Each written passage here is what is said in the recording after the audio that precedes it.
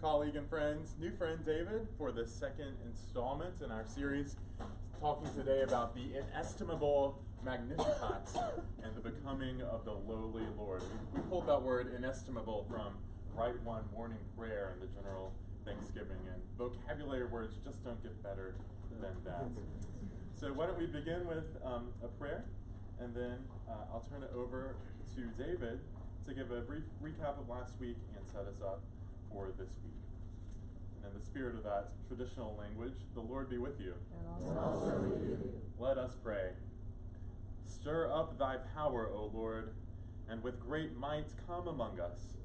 And because we are sorely hindered by our sins, let thy bountiful grace and mercy speedily help and deliver us. Through Jesus Christ our Lord, to whom with thee and the Holy Ghost be honor and glory, world without end. Amen. Amen. Good morning, good morning. Good morning. Get up, come Good morning. on. Yeah. Well, let's try this once more with a little more spirit, all right? Good morning. Good morning. Yes, much better, much better. That's as close as I'll ever get to raising arousal to the point of near hysteria. Except that I seem to do so as the Grinch, who has been taking away bits of your Christmas. Simon assailed me this morning. He said, "So, you've taken away my sheep." And I said, "Well, there weren't any sheep out, in the night because it was cold." And I don't want to mess up your creche, but the fact is, it's very important that the story gets told the way it gets told. But we have heard it so often that we think, we understand it.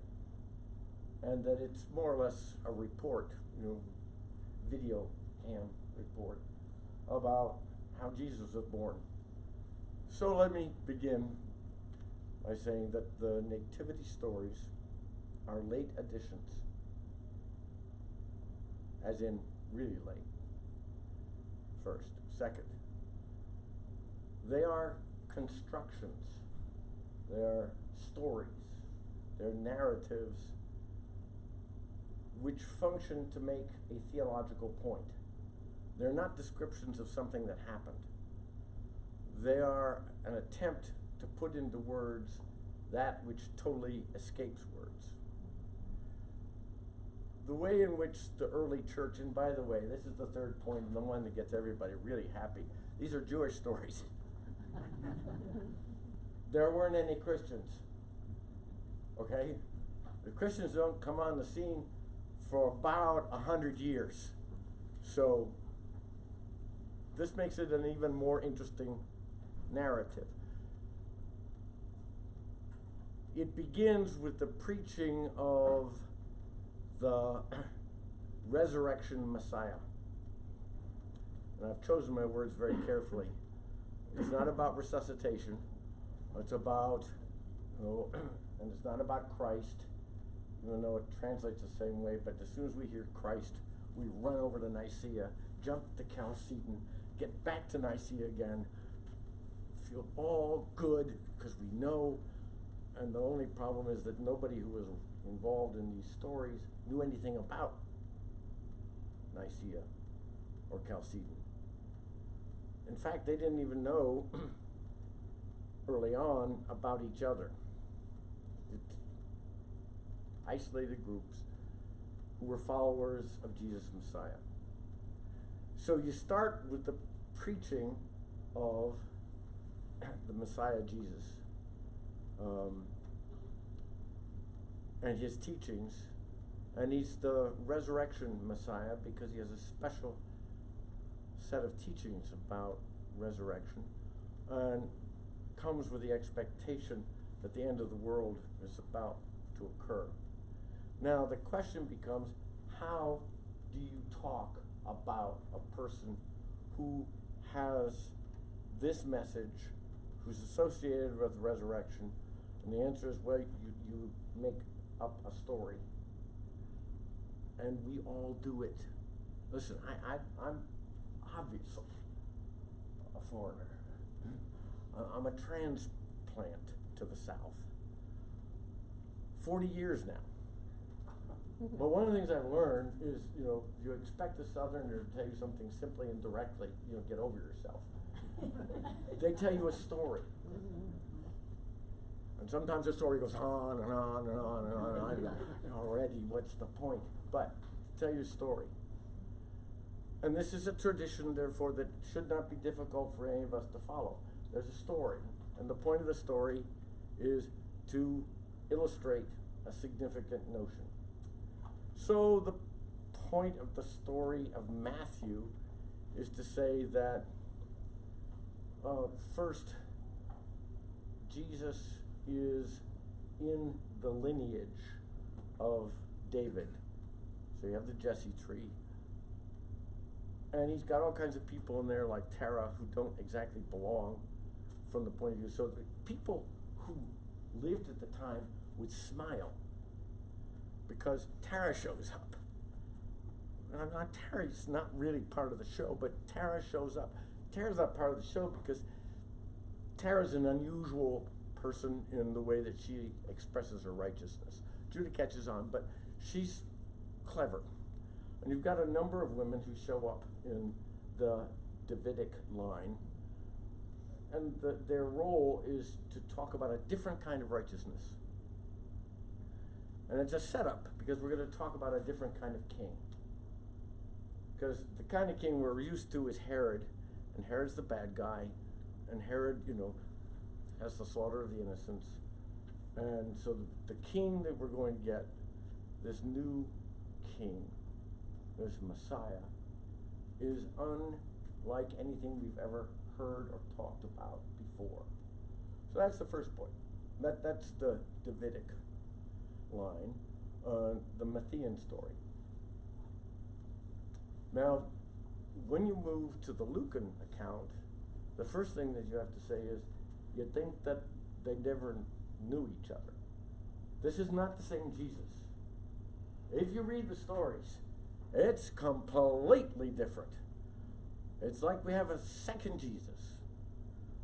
The only thing is that we get a little kind of overlap on towns, but beyond that, it's not what we expect.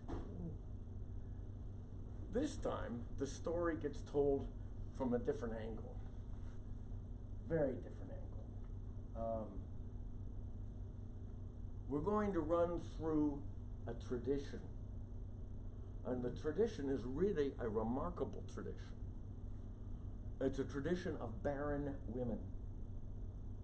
See, most people, rush through Luke and they get to the manger and they can't wait to get the wise men in the back door and the cattle and the sheep and all the rest of it, none of which ever happened, but was first invented in 1223 by St. Francis, who had a preaching gig in Greccio, and there wasn't a place large enough to accommodate, so he finds this grotto. Grotto is a word for a great big hole in the side of a mountain. So he goes and he goes, okay, you be a shepherd, you be a king, bring in your cows, and he sets this whole thing up. It's a traveling circus. That's great. It's a little bit like when I first came to interview, and I was leaving, and I saw these tents. And I said to my very distinguished colleague, who was trying to get me to come here, what are those tents? And I said, traveling circus. It was a revival. That was the first thing. I didn't know about revivals. You see,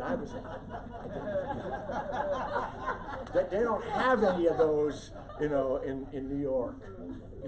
That at least not then they didn't. Billy Graham was brought in to relieve that problem, but basically, there were no revivals. So, one year I go to give a lecture, not unlike this, and I get there, and there's this banner overhead. And it says there's going to be a revival, and I said, boy, I'm cooked. Everybody's going to be at this revival. And the second banner says, world famous evangelist. And I thought, I am really cooked now. the third banner, it was my name. So I had to invent something. And in that sense, I'm a Franciscan, because he invented something. But what he invented is not what the story is, all right? The story's something different. There's a major event that you don't think about very often, and that is that there are two births going on in Luke. Elizabeth and Mary.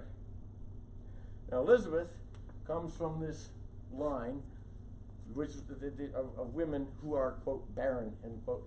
And the miracle is that they all wind up having kids because the Lord intervenes, but he intervenes with a sense of humor. He says things like, Sarah, Abe's going to get with you and you're going to have a kid.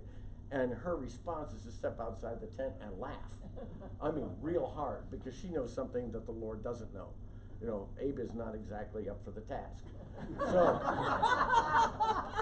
what happens is that the laugh turns out to be on her. Well, it turns out that this is sort of a family thing, because not only Sarah, but then Rachel, and then Rebecca, and Rachel, and this is the wild one. She's known as the wife of Manoah. She never gets a name. I searched high and low.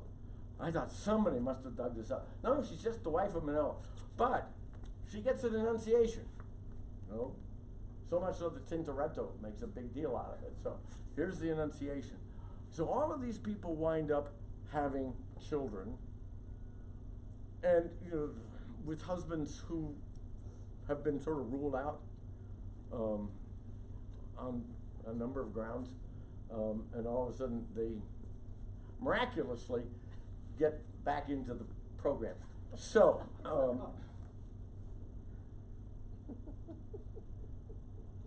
this is the one who doesn't, but she's part of the tradition. And this is David and Micah. Now, you don't even remember Michael, but Michael was the prize that David got for slaying Goliath. See? So the deal was, you know, you slay Goliath, you get this gorgeous, gorgeous woman. She didn't have children. So far as I've been able to find out, she's the one who doesn't ever have a child. But this all comes down to Zechariah, and Zechariah's got the same problem, you know, as Abe. And except the difference is that Elizabeth is a little bit more confident. But the angel comes, and the word is out and around, and all of a sudden, now we're going to have a child. The fascinating thing is, if you understand that tradition, and everybody who heard this story, I mean, the original hearers, yeah, they knew the story. They knew it like the back of their hand. I had to go look it all up.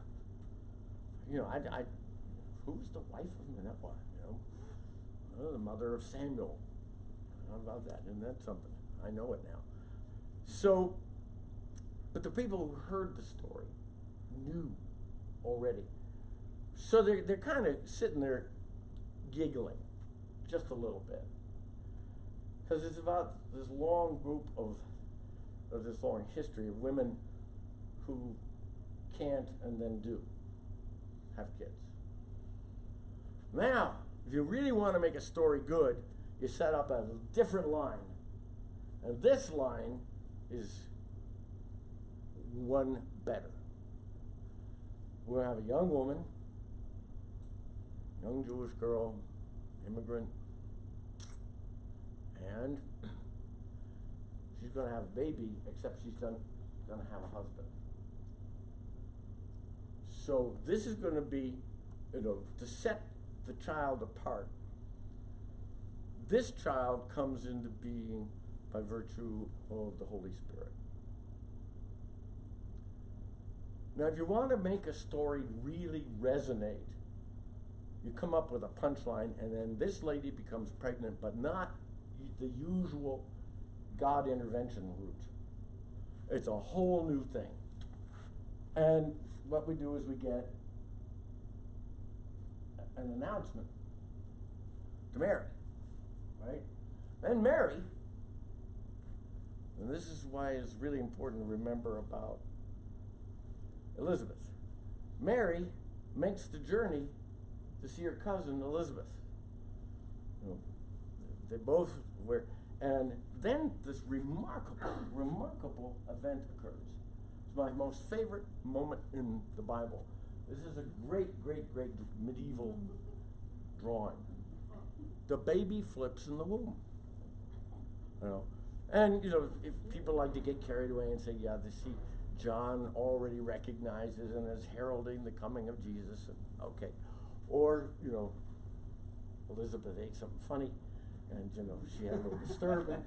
I mean, all we know is that the way in which you talk about how stunning this birth is to give an account of a pregnancy in which something very unusual occurs. The contrast is not yet done. First thing we're going to say after that meeting is the Magnificat.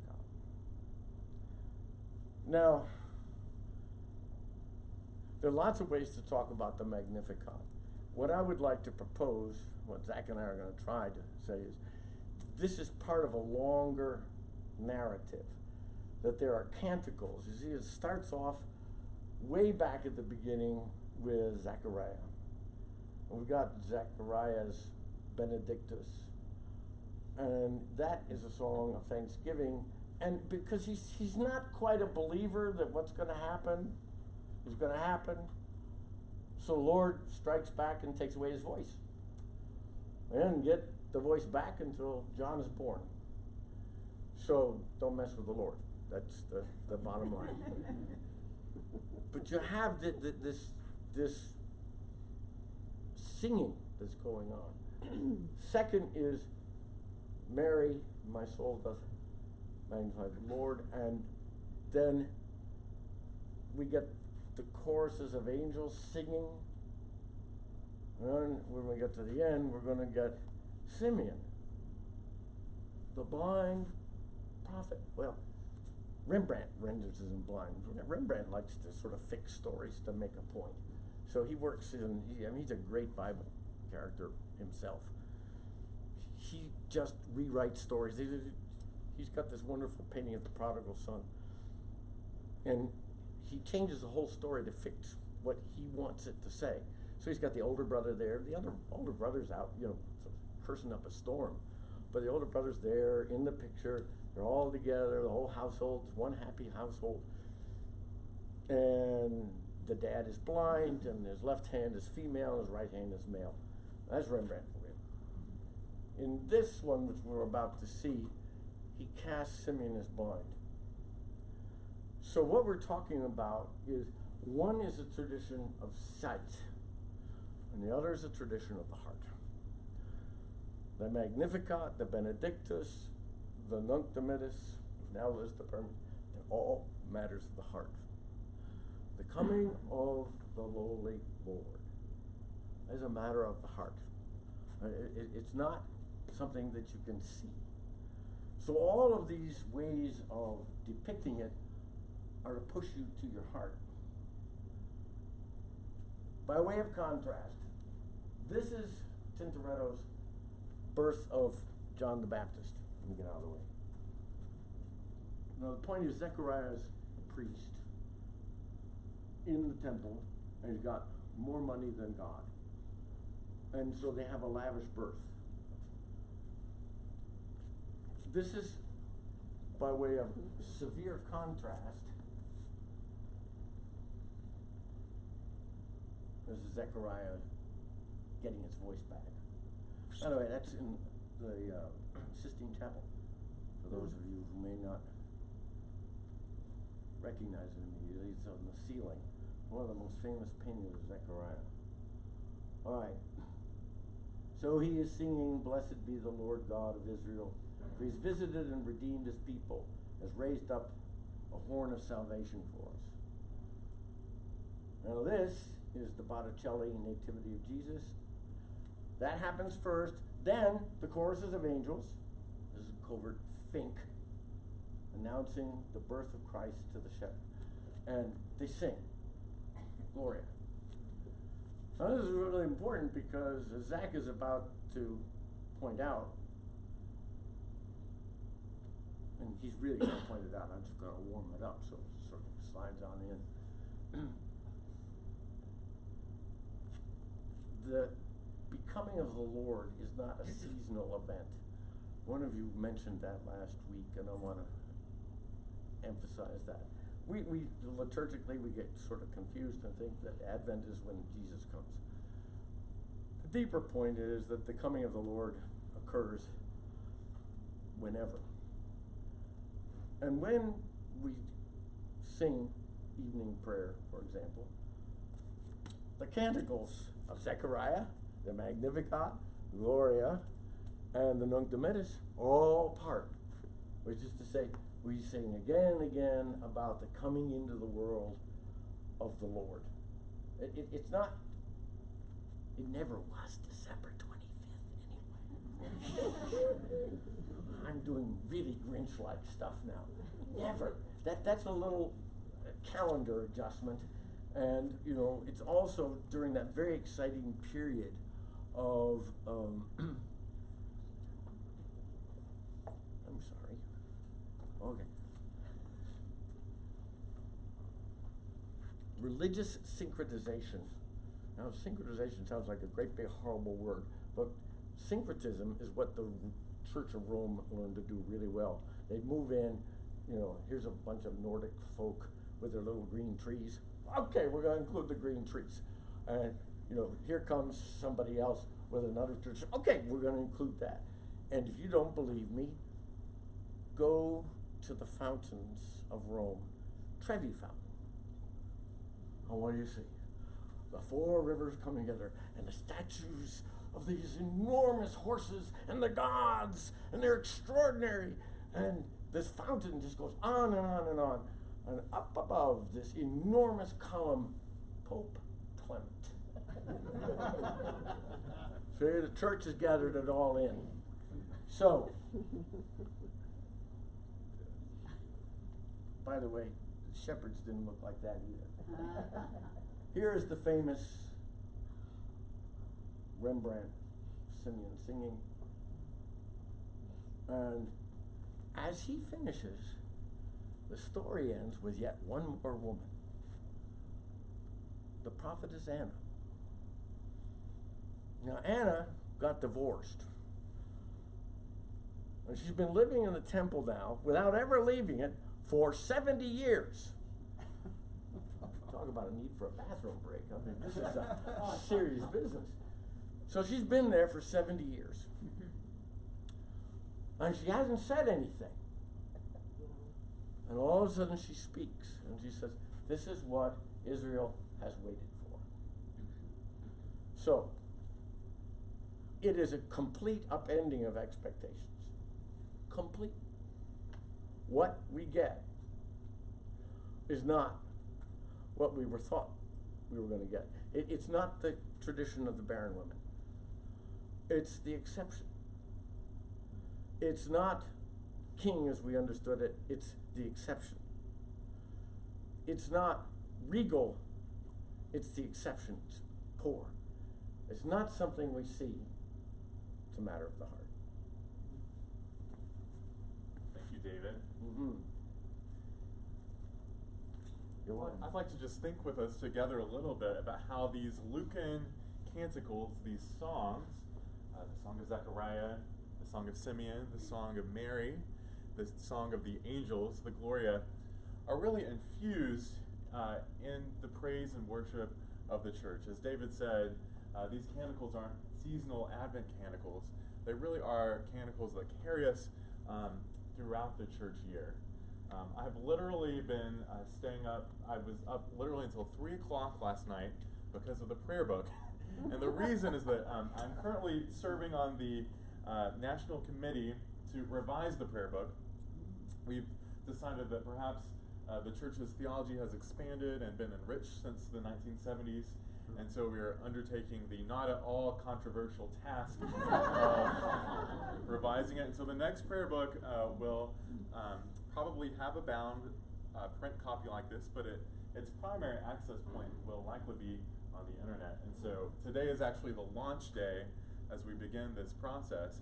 And so today we're launching a website where we're going to be inviting churches from around the country who are innovating in liturgy to submit materials.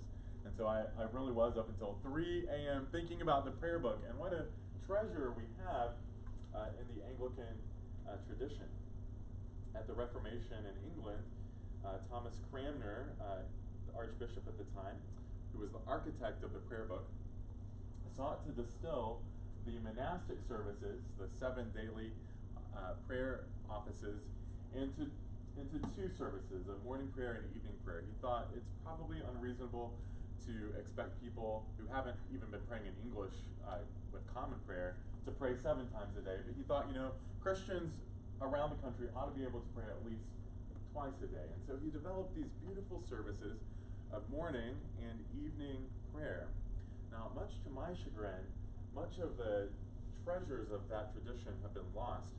Some of you were here in the 80s when All Saints first started transitioning from saying morning prayer most Sundays and having communion on the first Sunday to restoring the Eucharist as the central act of Christian worship, which is good and right and a joyful thing.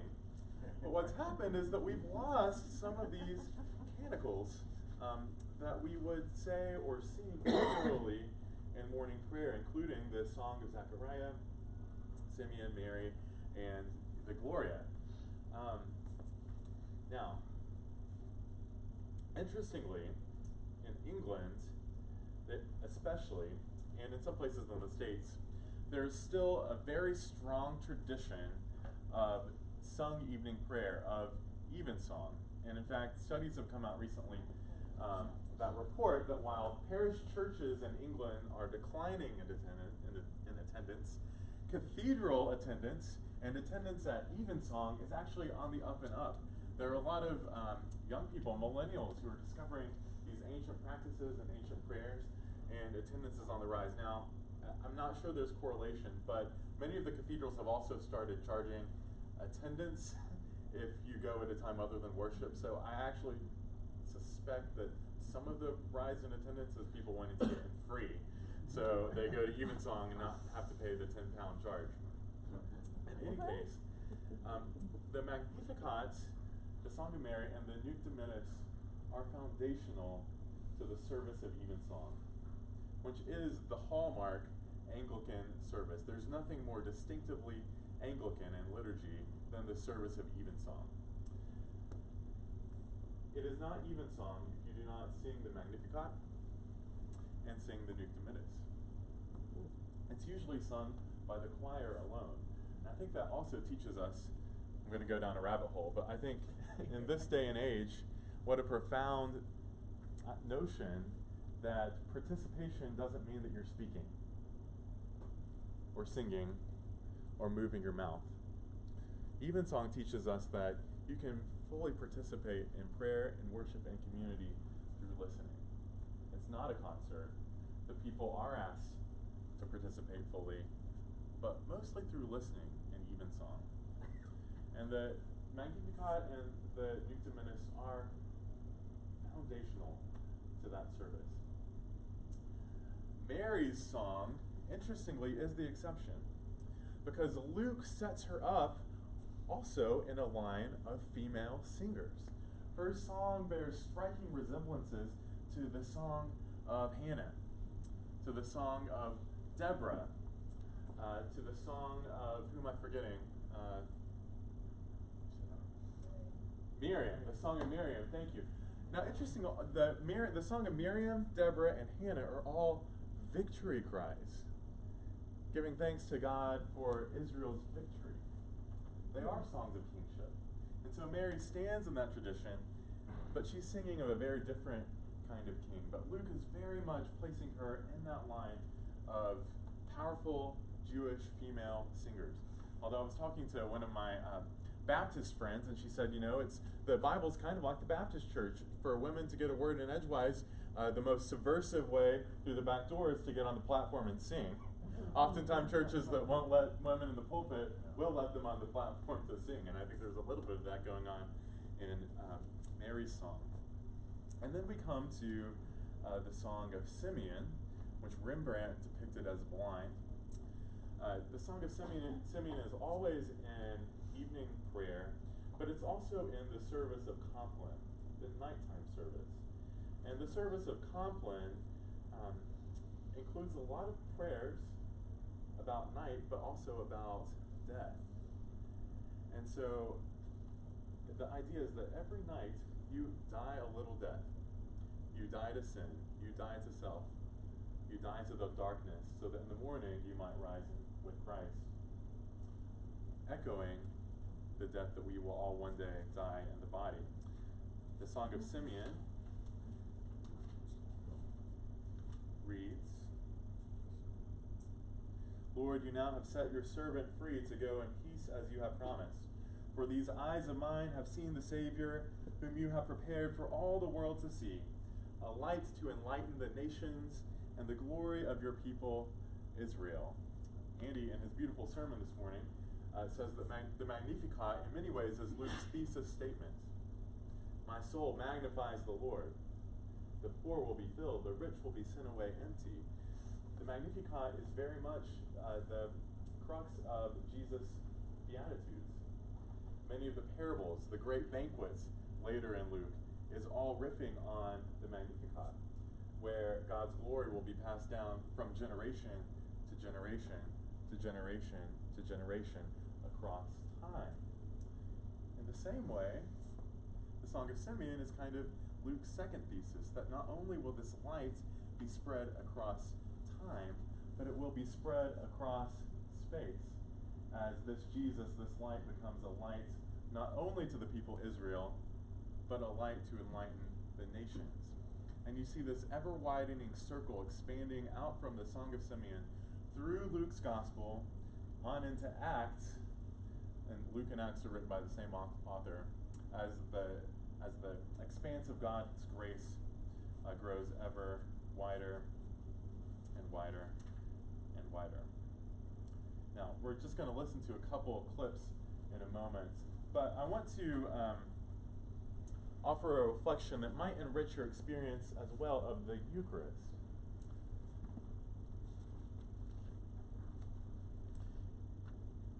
So we have the Song of Zechariah, which starts, Blessed be the God of Israel. Where do you hear that in the Eucharist? At the very beginning, and also at the Sanctus, when we sing Holy, Holy, Holy. Blessed be the God of Israel is also echoed on Palm Sunday, as they wave their palm branches, right?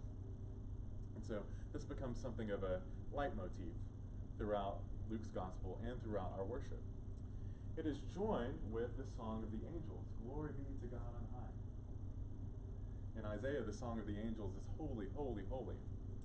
And so when we come at the very beginning of the Eucharistic prayer to the Sanctus, Holy, Holy, Holy Lord, God of power and might, we have the Song of the Angels. Then blessed be God, blessed be the one who is to come in God's name. In that moment, the praise of humanity, the broken praise of humanity, if you think about Palm Sunday, is mingled together with the Song of the Angels. Glory to God, holy, holy, holy. And as we offer our broken praise in all of our darkness and gloom and sin and muck, it is perfected by the Song of the Angels, as heaven and earth are met together in that moment. So next time you get to the Eucharistic prayer and we're singing Holy, Holy, Holy, blessed be the one who is to come, think about how the songs of the angels infuse our broken praise as we make an offering to God. Am I going too fast? All right.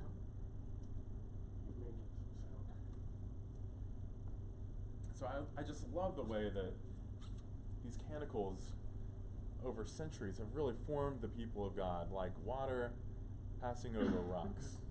Day in and day out, the church has prayed these canticles, and these canticles shape our hearts.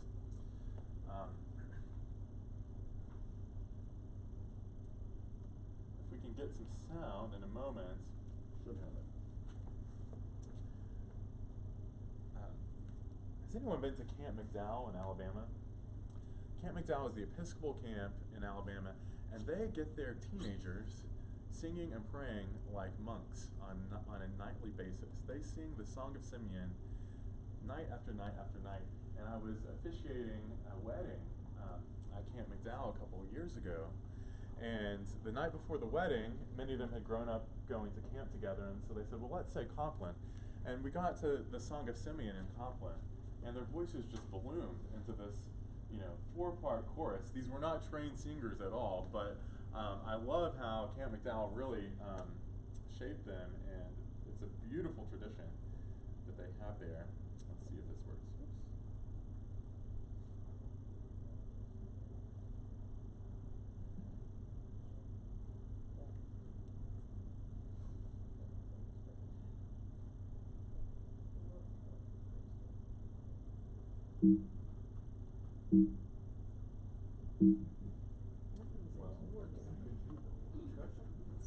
Oops.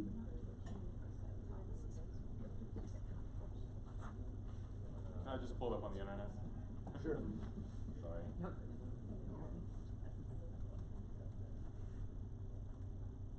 think the sound may be on the panel over here. That's what I did. Yeah. We need to check the panel.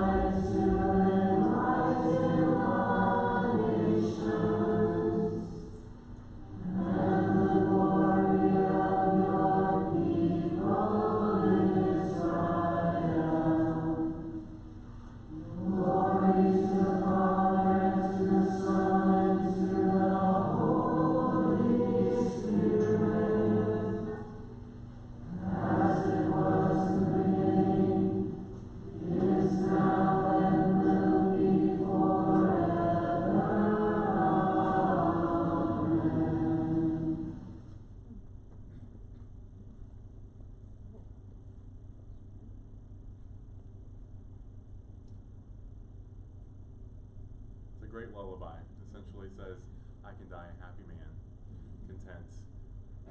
I recently started singing with the Atlanta Master Chorale, and we had a lovely poem read at the concert last night by a poet I believe named Ogden Nash, and the protagonist of the poem finishes the piece, I could die with today in my eyes. Really sums up the sentiment of the Song of Simeon.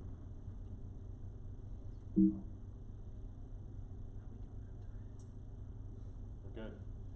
Y'all just want to listen to a Magnificat? The mouse is disappearing.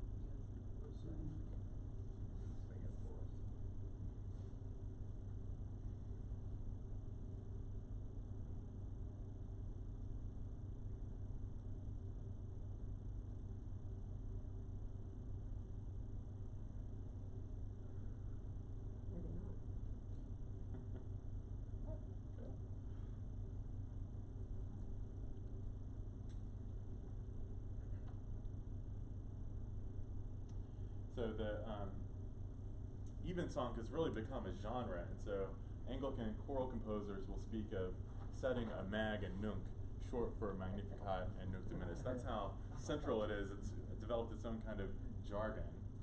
This is a hymn that we sing in church here at All Saints just as a general hymn sometimes, and And a lot of people don't realize that it's actually a paraphrase of Mary's song. This is Tell Out My Soul by Timothy Dudley Smith. We might have to go back to YouTube. That's okay.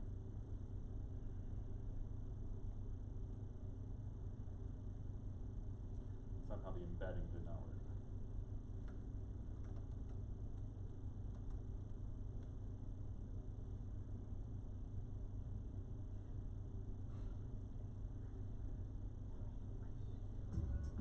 For our music tonight, we're in Belfast Cathedral, and our first hymn speaks of Mary's joy when she discovered she was to give birth to Jesus. Tell out, my soul, the greatness of the Lord.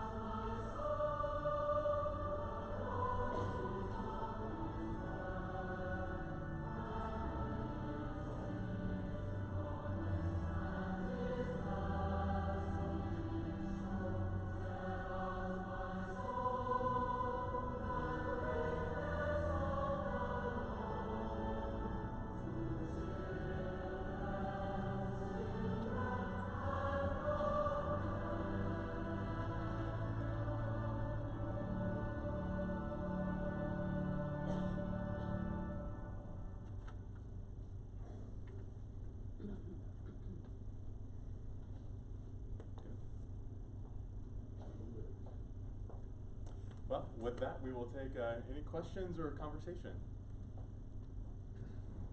May I make an observation Please. rather than asking a question? I can't let what you sort of, I feel you just brushed aside for a moment, perhaps, declining numbers in the Church of England. Could I just say that seems to happen in churches where the liturgy and the music is, to quote, dumbed down in the name of accessibility, in very large quotes. But where the liturgy is traditional and the music is traditional, that does bring in our young